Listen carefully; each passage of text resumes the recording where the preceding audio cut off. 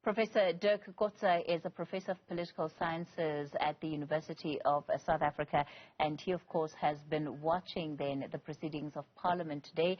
Like I said, two separate motions that were before the National Assembly for consideration. The one, a motion of no confidence against President Cyril Ramaphosa, the first that he has faced since he occupied the seat of the presidency 4 years ago, and the other, of course, being brought by the Democratic Alliance. And it's a motion of no confidence against cabinet. That's what is currently underway. Roll call voting taking place. Professor Kotze, good evening to you, and thank you so much for your time. It's not often that we see MPs vote by way of roll call. What is the significance of this taking place? Why is it that the DA asked for things to be done in this manner? Well, I think first of all, the main explanation is the fact that they cannot vote as they voted in the past in the Assembly Hall of the National Assembly, where they voted by either secret vote, like in the motion of no confidence against the last one against President Zuma, or where they vote electronically and where they push a button from their seats. In this case, they don't have that infrastructure available in the hall where they are meeting now. As well as the fact that many of them are online and therefore not present at the voting itself. And the combination of the two, I think, caused this very clumsy way of conducting this now. And it is on the insistence of the DA. They wanted to have it, because in the past it was done mainly by those present in the assembly, vote by hand, a show of hand, and the others who were online then gave their vote to their whips, and their whips then indicated to the presiding officer, the speaker normally, how many of their members are voting in a block for that particular decision in Parliament. So in order to individualize it more in the absence of a secret vote, that is why the DA asked for this.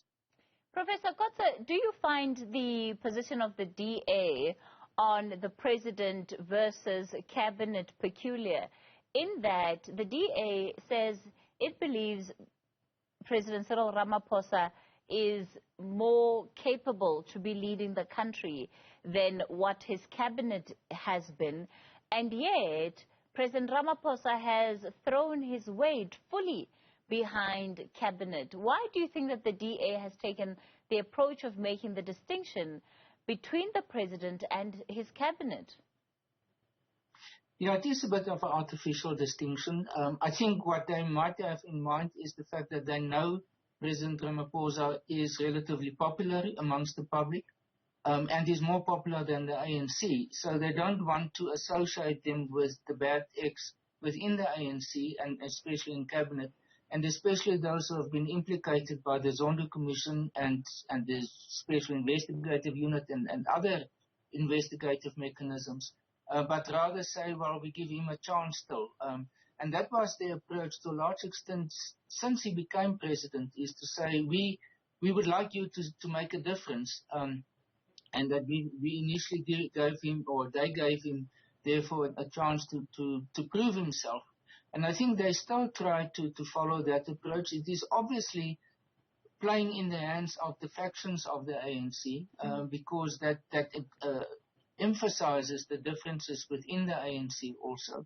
And it is also a way in which they is possibly saying, well, we think, and that is the argument that was used at the State of the Nation address by John Steenhuisen, to say, well, the ministers are appointed by President Ramaphosa. He's supposed to also dismiss them if they are not doing their work properly.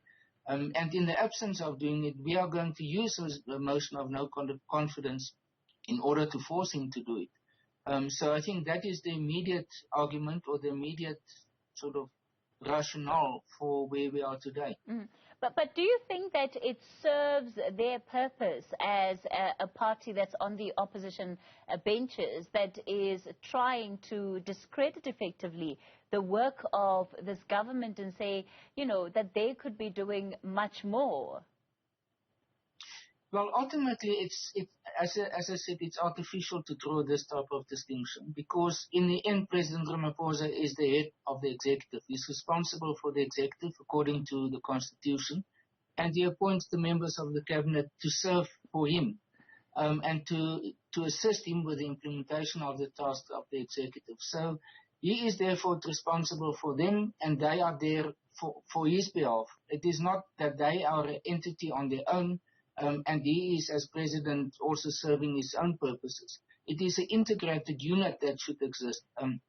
And to make this distinction is therefore, especially under the current conditions of the ANC, where they work with the notion of collective responsibility. They work with the idea that they are one leadership that must act in unison. And therefore, to make that distinction, I don't think is going to be very convincing for the public in general, because it's not like what we have in other countries where there's directly elected presidents.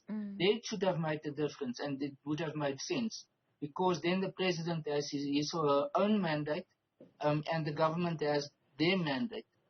In our system, the ANC receives the mandate in the election, and then on the basis of that, the president is elected by parliament, and the president appoints the executive. So in the end, the source of authority or the source of the mandate is exactly the same, and therefore it's very difficult to make these type of distinctions that we've seen today. Professor Kotze, of course, something else that, was quite peculiar was the vote that was supposed to take place earlier in the day, and that was the motion of no confidence against the president.